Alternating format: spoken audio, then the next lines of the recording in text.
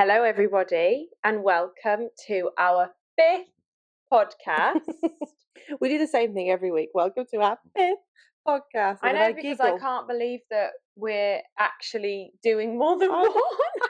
And people have listened. People have we listened. didn't pay them to listen. Yeah. People have listened, and we're getting really good feedback. So yeah, from like people all over. Yeah.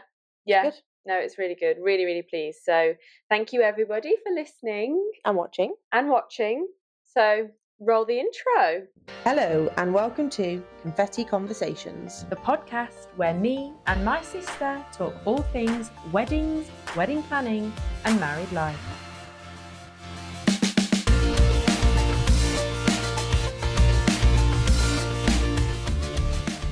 Let's go. So, episode 5. Mm-hmm. And we are really in the proper wedding planning now. Yep. And this is kind of real time for you, isn't it? Yeah. Like all of the things that we're talking about at the minute is all of the things that you're doing as we speak. Absolutely. And this one in particular. Yep. So today, I haven't actually said welcome to Confetti Conversations yet. Welcome to Confetti Conversations. So welcome to Confetti Conversations. You already know what it is when you come to listen, but welcome. I have said welcome, just not to welcome. Okay, she's singing. Anyway, today we are going to be talking about guest lists. Mm-hmm. So this is quite a big topic, I think, because your guests obviously make up a massive part of your day. Yep. And having those incredibly special people with you when you get married is just the most exciting part about it, really, isn't it? Yeah, absolutely. I mean, keep saying this. Getting married is the best part about it. But sorry, the dog just walked off the camera. He said, "I'm bored of you guys." He made it on the guest list. He did make it on the guest list, on your guest list. Mm-hmm. But yeah, I keep saying that that's the most exciting part, and this is the most exciting part. It's all exciting. It's all exciting, isn't it? Yeah, absolutely. All of it. Yeah, I love every bit of it, to be fair. Yeah.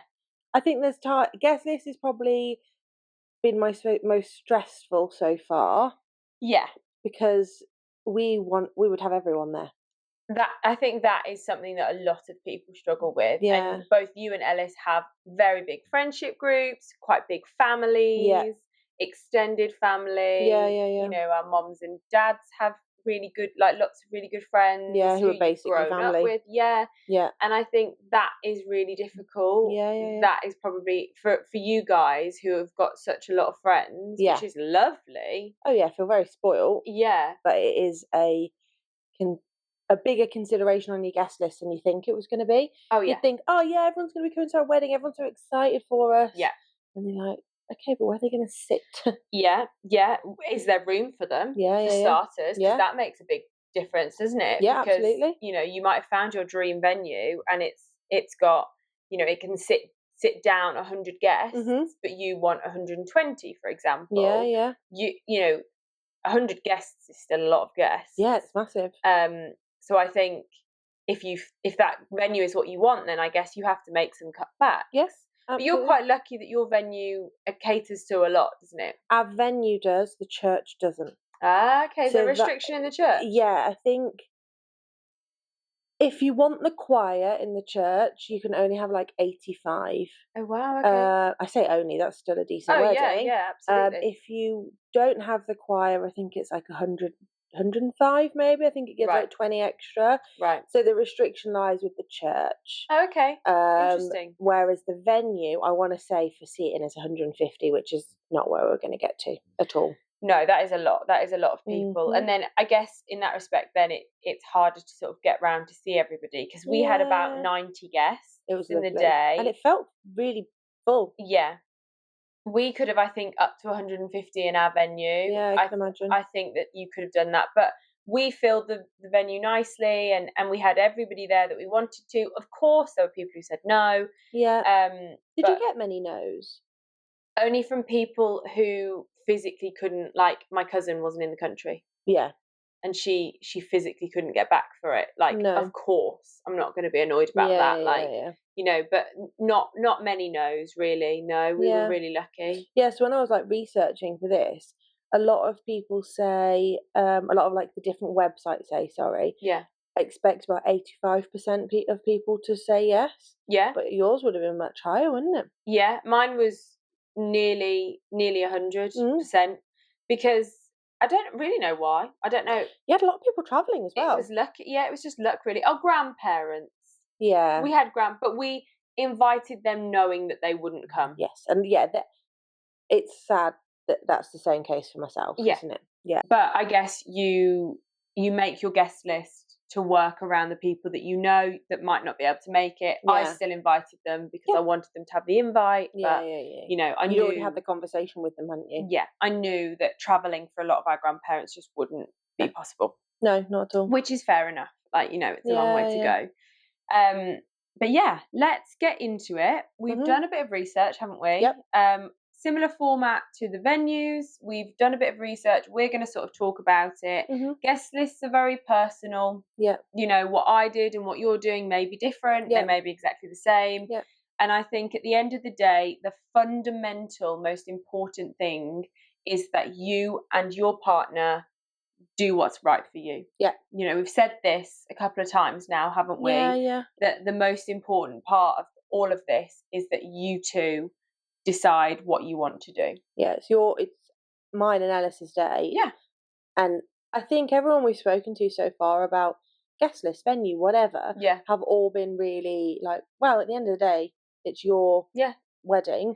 They have their opinion on things. Yeah. But then they're like, but this is your day. Exactly. And I think, especially with a guest list, if people are annoyed, for example, then you're kind of like, well, you don't really deserve to be there. Yeah. Is that unfair? No, I think weddings are so expensive. Yeah. That you pay a lot per head for those people. Yeah.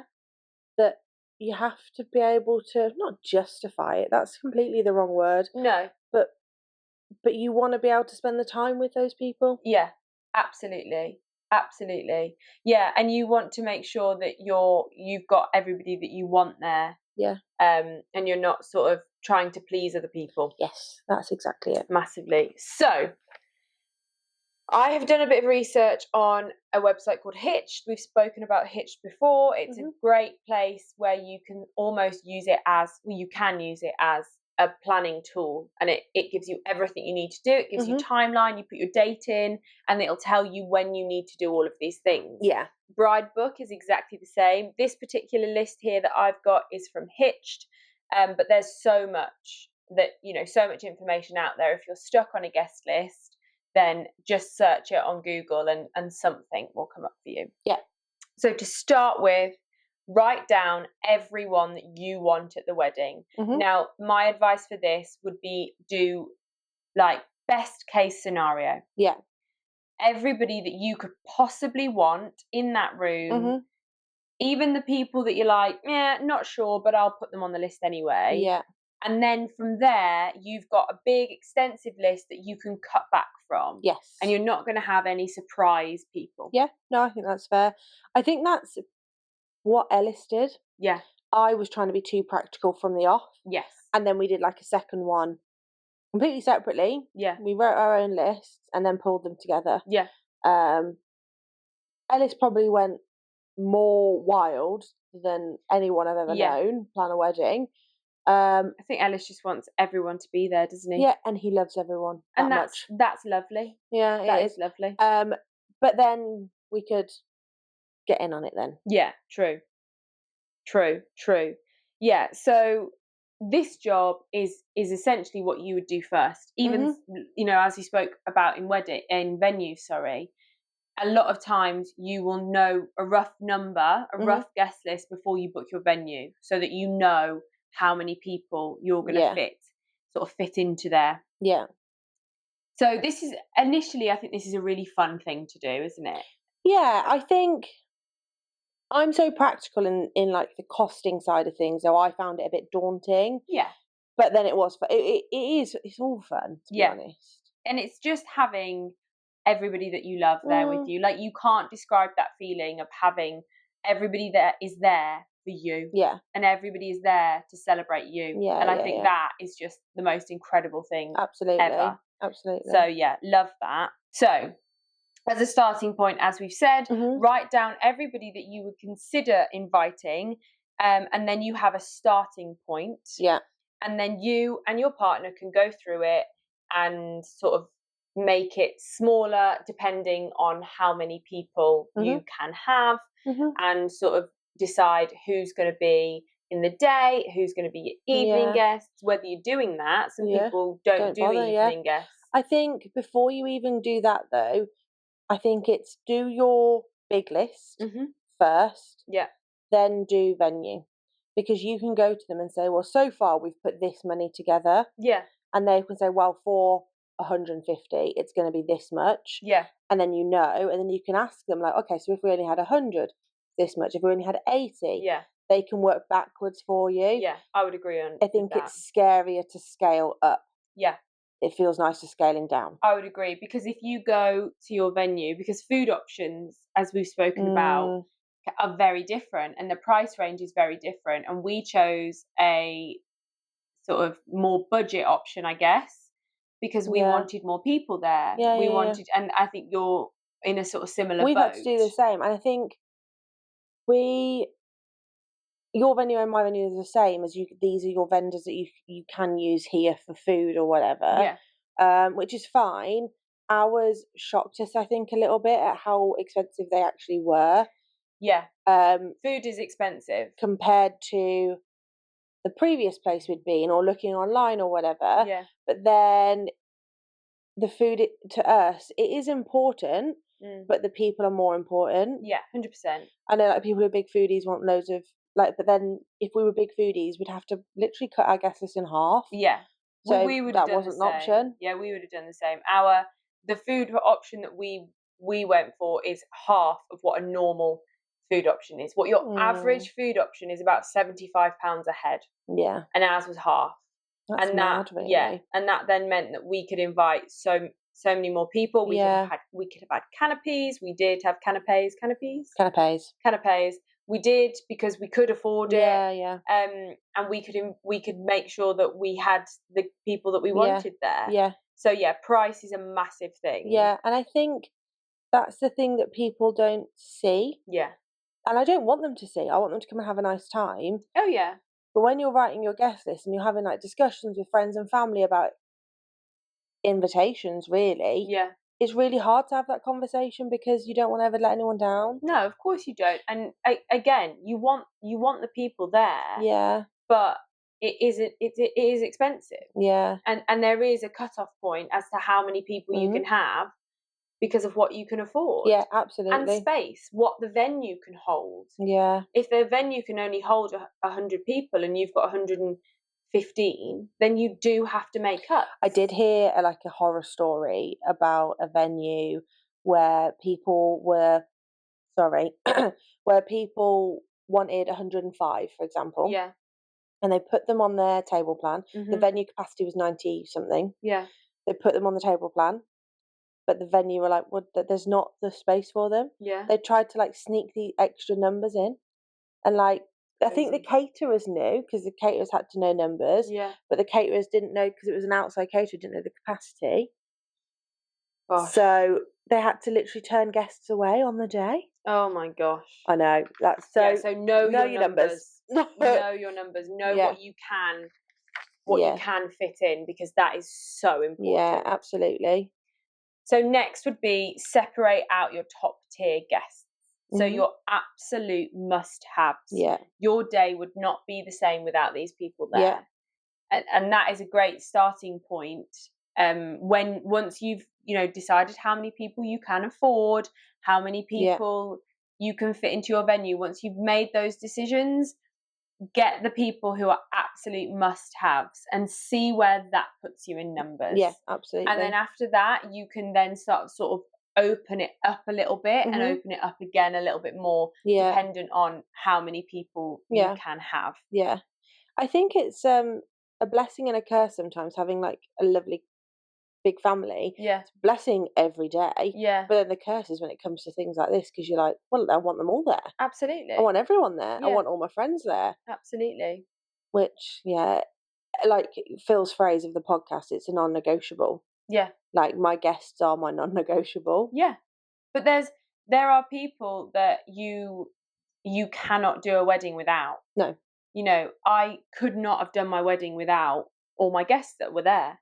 That was how I wanted my day, and that's exactly how I saw it. Yeah, absolutely. And I was lucky that I didn't have to make cuts, because my guest list was a lot smaller than Hayley's, and I was really lucky that was not something that I had to do. Yeah, yeah. I could afford to have everybody, because, like I said, we chose a different option for the food, and we were then able to have all the people that we wanted there. But it's one of those, though, as well, with guest lists, you can have an idea of how much your food option is going to be, how much your drinks package is going to be, but you don't have that conversation with your venue till about 6 months before. Yeah.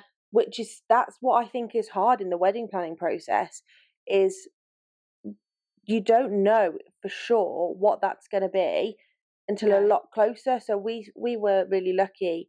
We went back and saw our venue 3 weeks ago, however long ago it was. No, it's probably more like a month. But we went back and saw them, and we managed to see I think she's classed as our wedding coordinator. Yeah. I don't think she's going to be the person on the day, or she might be, but she might not be. She probably would. If she's your wedding coordinator, she probably would I think some venues do it differently. Okay. But anyway, she's our person to go to, our contact. Yeah. And she said, well, it's not going to be long, and so you'll be coming in for your 6-month meeting. And we were like, oh. Yeah. It's not. No, I think it's like 3-4 months away. Yeah. Because they say 6 months, it is a bit earlier. Yeah. And then at that point, we're going to need to know who our guest list is, so we can say, so then she can go backwards and be like, so this is how much it will be for your drinks package. Yeah. This is how much it will be for your food, because we've got our food tasting in 3 weeks. Yeah. Well, I mean, for us, we, in that respect, we had an initial consultation a year before the wedding. And that's when we were given, we knew the packages before, because we were given it all, and then we could work it out. So I never felt that I was in an uncertain situation. I knew, and I think you do. You're just sort of like you can work it out, basically. Yeah. You're waiting for them to give you your final numbers. I think because what they always add up is probably scarier than what we would. Well, you just do it as it is. I know, but I think on ours, it's until we know what food we're having, you can't do it. Oh, okay. Yeah, fair enough.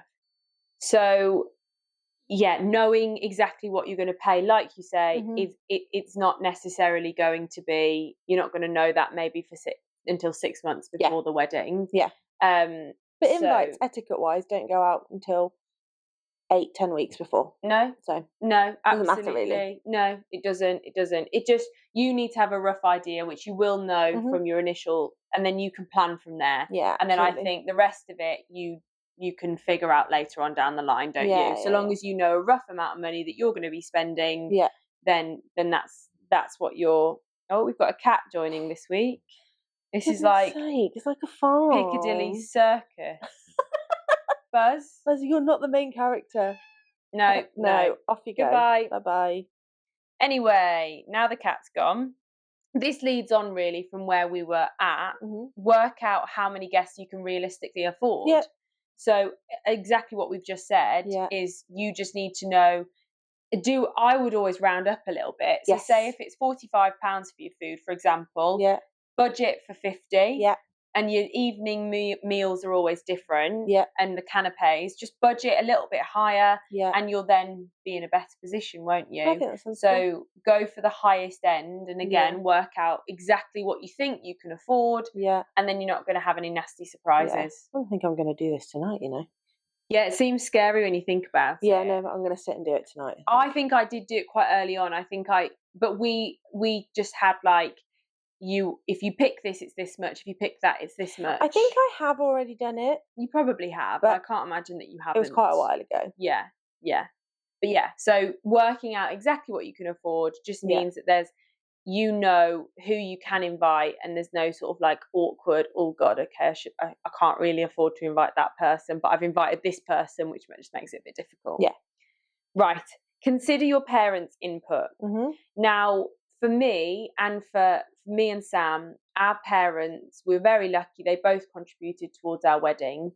And they both then said, we would like some of our friends to be there. They didn't dictate it. They didn't say they have to be there. They weren't difficult about it. You know, Sam's grown up with his mum and dad's friends. I've obviously grown up with my mum and dad's friends. I was going to invite them anyway. Yeah. But they were sort of like, well, if we'll pay for the people that we want there. So, and I was absolutely fine with that. Yeah. But obviously not everybody, you can't always afford to have your, you know, they might be the sort of first people on the list to drop. Yeah. Sometimes, but I guess if parents are contributing financially, then you do really have to consider. Yeah, the advice I've been given is that if the parents are contributing, it's nice if you give them a table. Oh, effectively. Yeah. You give them that many guests, and that's what you should do. My parents have got their table. Yeah. Ellis's haven't really given us what they want. So far, we've got one person. Okay. In that category, I would say. Everyone else is family.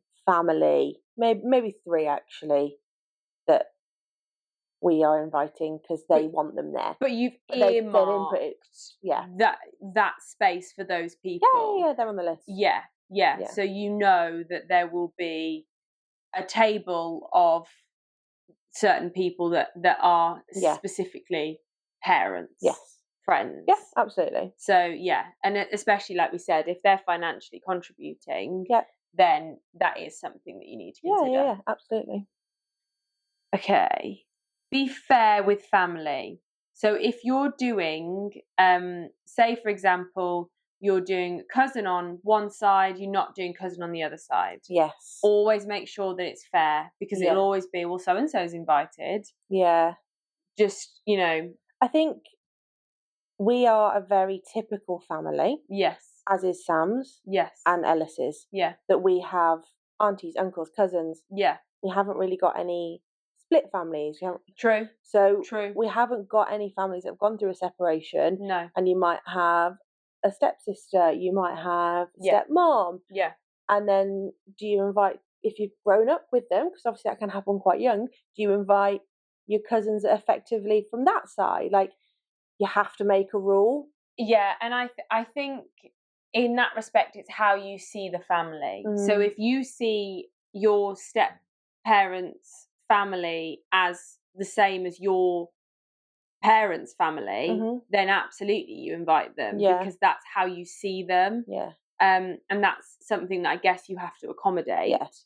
But that must make it a lot harder. Yes. That then in that situation you've got a lot more family. Yeah. Because they are family. Yeah. So I can see how that makes it more difficult. We're lucky that ours is, of course, a bit more streamlined. Yeah. And I guess as a rule of thumb, make it fair. If you're doing something on one side, do it on the other side. And then you're fine. And then nobody could say, well, you're inviting great Auntie Janet, but you're not inviting great Auntie Maureen. Yeah. Like, do you know what I mean? It just means that if you make sure that both great aunties are invited, or neither great aunties are invited. Yeah. If you can't afford numbers to have both of them there, then don't have either of them. Yeah, draw a line and stick to your guns. Do not be influenced by other people. No, absolutely not. Absolutely stick to your guns. Make sure that you know, if this is what you're doing, this is what you're doing. And the family need to know that, essentially, don't they? Yeah. That it's like, this is where I'm drawing my line, and you... Which is kind of what we've done. Yeah. And keeping both my parents and Ellis's parents, our parents, and Ellis's parents in the loop, they know what we're thinking. Yes. Nothing's set in stone. No. But what we're thinking, so they can then communicate that if people ask. Communication is key, isn't it? Yeah, I don't want to spring it on people. No. But, or whatever. Or say to someone, maybe. There's no point. Like, if it's a no and you know it's a no, you just have to say, no, that's... Or at the moment it's this. Yeah. I wouldn't say maybe, but at the moment there's not space for this person. Yeah. But obviously people will say, may not be able to come, and I know you're on their list. Yeah. Yeah. Just say, there's ways to word it to make Absolutely. To not burn bridges. Absolutely. And that then leads on to this one, stagger your invites. Yeah, I like that. I've read that one. Yeah. So having that initial, the non-negotiables, send those out first, and sort of fill your numbers essentially. Send those out first, and then wait until you might have some no's, inevitably. Some people might say no, and then you have almost not a backup list, because you don't want it to feel that way. No. But it's sort of the people that you really would love to be there, but you can't necessarily afford for them to be there. Yeah. So if somebody else was to drop out, they're first on the list. Yeah. And we've been it before. We've been the people that were probably on an evening list and then got bumped up to a day list. Yeah. I think they're the best kind of guests anyway. Absolutely. Absolutely. You'll still have these people at your wedding. They'll just be there in the evening. And if you can afford to have them in the day, then absolutely that's what you do. Yeah. But yeah, staggering your invites is really clever. Yeah. Because then you know that if there are people that couldn't make it to the day, then you have backup people essentially. Also, if you're a DIYer, it takes a bit of pressure off. Yes. Yeah, you don't have to do it all in one go. That is a good point. That is a really good point. Right. This is interesting. Remember how you feel when you aren't invited to a wedding. I think this is sort of in the sense that don't feel guilty that somebody might be disappointed if they're not invited. Yeah. Because remember that if you're not invited to somebody's wedding, you're not like, oh God, like, that's not fair, blah, blah, blah. You're like, their wedding, you know. Yeah, their wedding, their budget, their money, all of that. Yeah, absolutely. So, yeah, people will understand. And like we said before, if they don't understand, probably shouldn't be invited anyway. Yeah, absolutely. Like, it's unfortunately, at the end of the day, we're all going for one reason, and that reason is to celebrate the couple. Yeah. And I think if, you know, it's an honour, in my opinion, to be invited to someone's wedding. Like, for somebody to want me at their wedding is an absolute honour. I cry at every wedding invite. Oh, I do. We've got a lovely collection growing in the cooker hood, because it's with the magnets. Yeah. And they make me smile every day when I get to see them. Yeah. But every time I think I get a bit teary. Yeah. But it's just a lovely thing. Like, what an amazing thing to be invited to. And I think being a wedding guest, like going to weddings, is one of my favourite things to do. Oh, I love a wedding. It's just so much fun. Yeah. And I think if I'm not invited to someone's wedding, then there's a reation for it. And I don't think I'd be annoyed. Yeah. You know, maybe I'd be disappointed. I might be disappointed, but I'm not going to be annoyed at them. No. I'll just be, you know, I'll understand. Yeah. Well, we had friends that got married in the summer, didn't we? And they kept saying to us, like, I'm really sorry you're not in the day. I'm really sorry you're not in the day. And we were like, we don't mind. No. We went and saw them get married at the church. We went to the evening and we had a lovely time. Yeah. Evening guests bring a vibe, in my opinion. Oh, I love it. The evening guests, it does change. Yeah. When the evening guests arrive, it does bring a new energy. Yeah. Yeah. And that's quite a lovely feeling when you turn new up people as an to speak guest. to. And, but yeah, no, they kept apologising. I was like, never apologise for what you've done on your wedding. Yeah. We will be there and support you and have a great time regardless. Yeah. Absolutely. Yeah. It was a good wedding. It was a very good wedding. Thinking about that lovely summer wedding in the cold now. Yeah. I mean, I get cold at every wedding though, because I get to a certain point and I don't know, I just find them, I just get really cold. Anyway, who should be included in a guest list? I'd have gone round that, I think. Yeah. I mean, there's a little list here, so I'll just read it out anyway. Immediate family, close friends and partners of the guests, if space permits. Distant family members, again, if space permits. Friends, but you might not have seen them in a while, but you'd still like them there. Work colleagues and children of family and friends. Children is, I guess it's whoever wants it. If you can, we had quite a small wedding, really. Not really, it was quite... I don't think so. I think it was pretty normal. It was quite big, but we wanted children at our wedding, and that was a choice that me and Sam made. Nobody else, didn't have that conversation with anyone else. That was just a decision that we'd made. I think that's more and more rare now.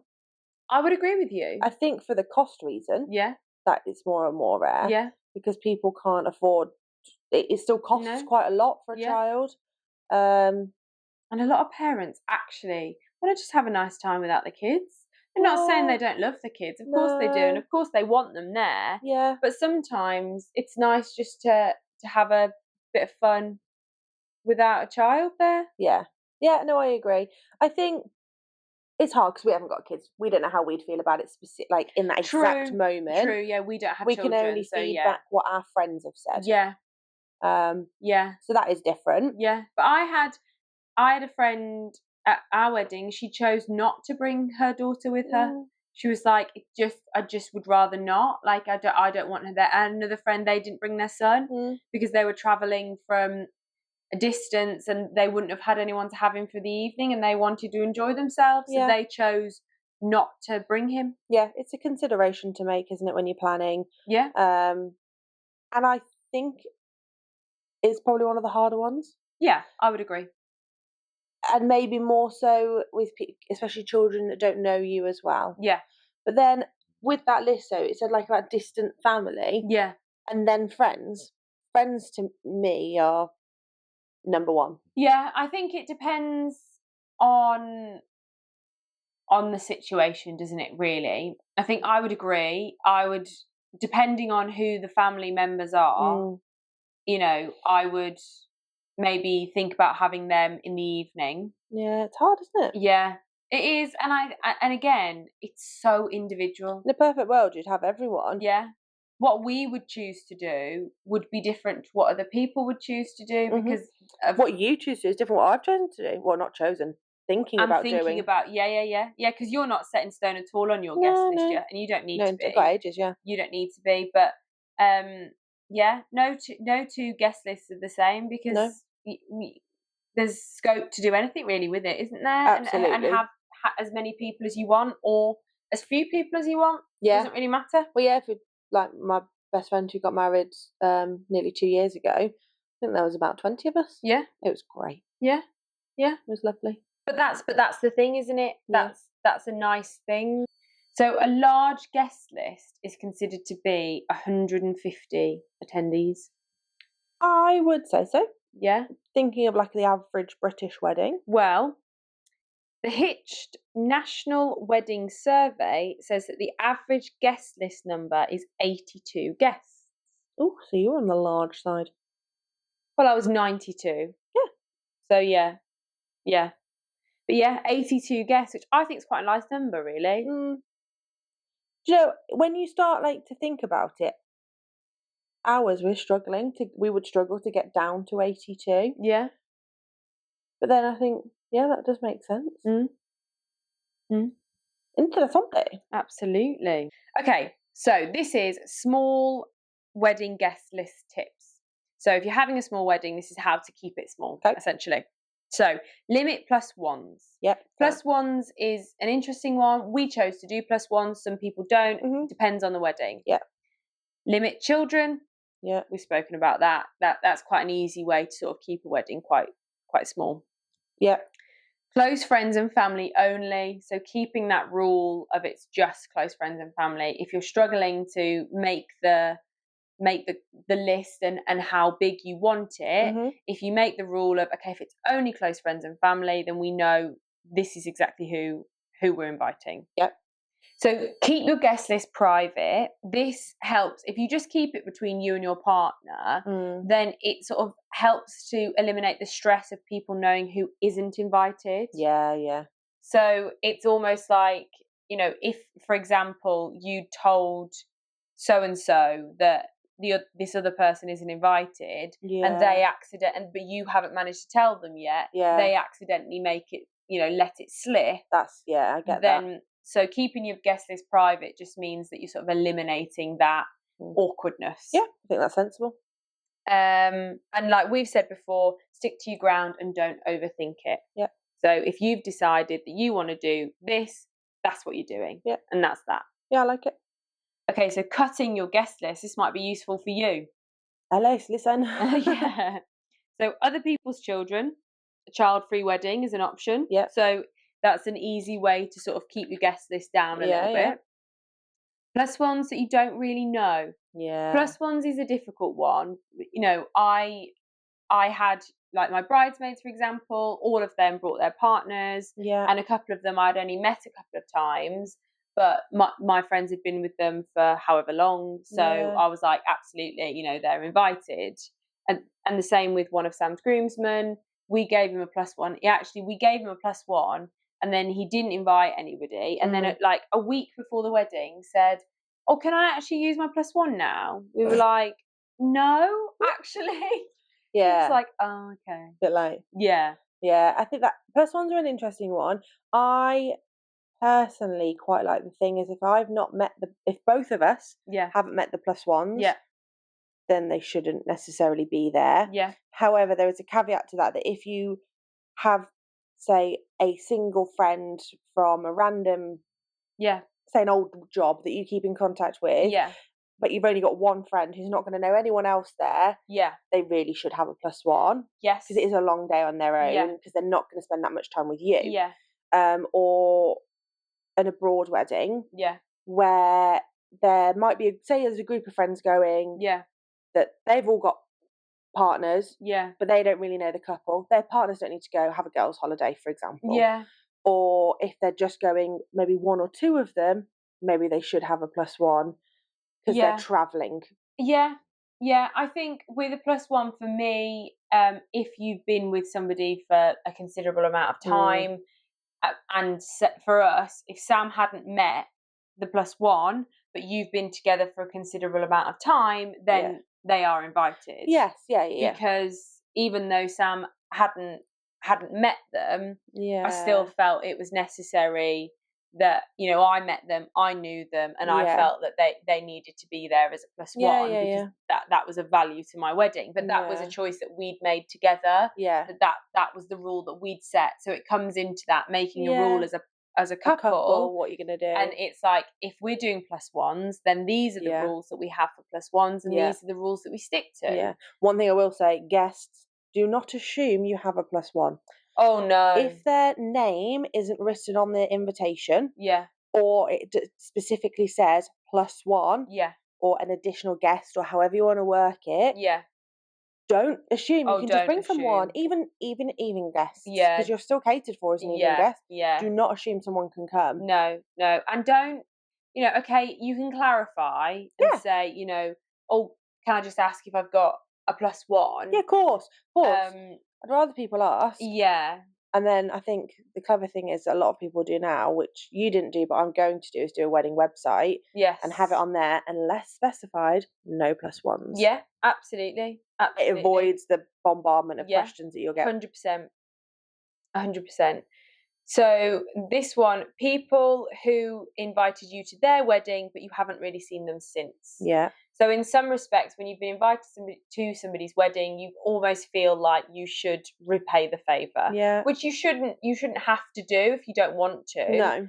But I can sort of see that they've spent that money on you. You feel like you should return it.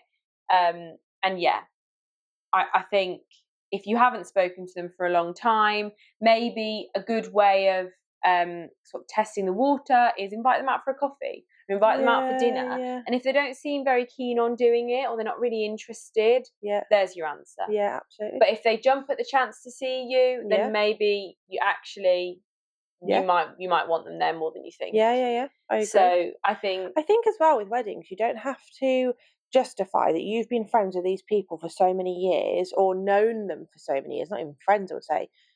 That doesn't mean you have to invite them. No. If you don't spend time with them, but you've got friends you've had for the last year, 18 months, that you see every week or speak to most days, they should be there. Take it for what it is in the moment. Yeah. Don't think about what your life's going to be in the future. 100%.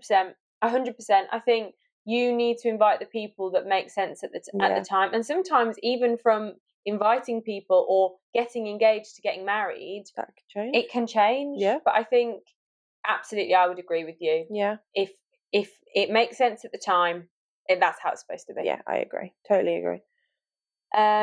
Anyone you're inviting out of guilt. So if you're inviting someone because you feel like you must invite them, probably shouldn't invite them. I like that one. Because I don't think I've got anything on my list. No, I didn't feel that. I never felt like there was anybody who had to come. Everybody I invited, I wanted, which I was really lucky. But there could be, people who it's like, well, so and so said you should probably invite this person, but you don't really want them there. Yeah, no, that's interesting. You don't have to have them I'm sure there. lots of people go through that, but we are two very strong-minded people. Oh yeah, absolutely. So that's sort of our tips and tricks and Hitched tips and tricks on your guest list.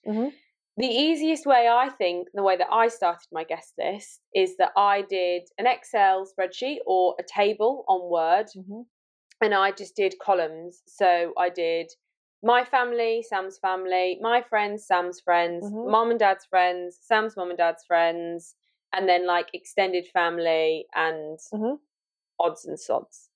So that's sort of how I did it. That's a good way to do it. And I really split it up into the columns of his, mine, and then we could sort of see how many people we'd got, and we did the big list, like we said at the beginning. We did a big list of everybody that we wanted there, and we actually didn't have to consolidate it at all. That's good. But yeah, write out initially all of the people that you would want there on your wedding day, and then go from there. Yeah, we have just done brain dump lists. Yeah, and that's been actually fine. We haven't so far. Obviously, we've got no finance bit behind it yet. Yeah. Or capacity reason to cut anything down yet. Yeah. But one thing we did do maybe a couple of weeks ago is look at it, and I was like, oh no, like more from my side than Ellis's. So that's where we might have to balance it if Elle wants more people. Well, I don't want it to be unfair. No, for us, I think I did have more than Sam in the end. I think our family is fractionally bigger and I had more friends. But a lot of our friends are mutual. So because you went to uni together, didn't you? Yeah. So a lot of them were my bridesmaids, but they were mutual friends. Yeah. But it didn't. That's just how it worked. It didn't. But I guess because we could have everybody, we didn't have to worry about cutting anybody down. Yeah, it'd be interesting to see how we go. Yeah, absolutely.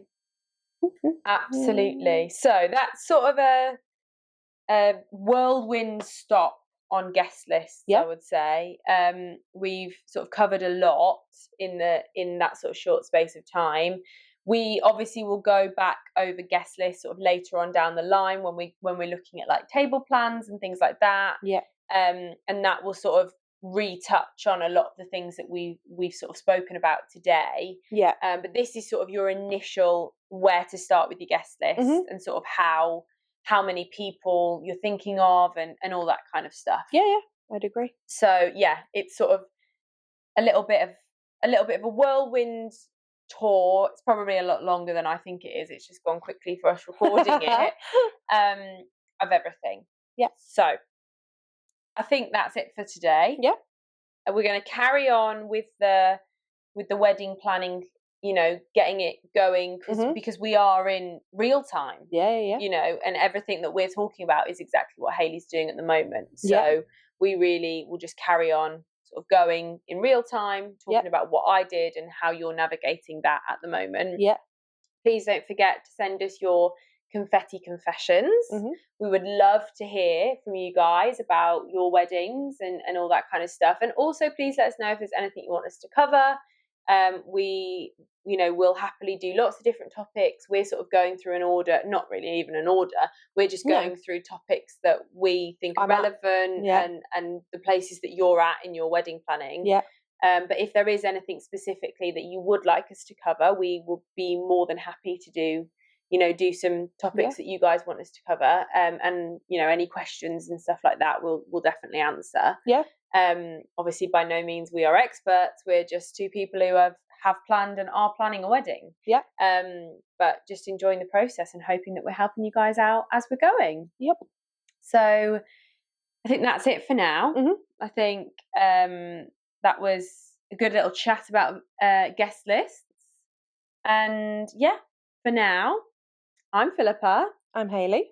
This was Confetti Conversations, and we'll see you next time. Bye. Bye.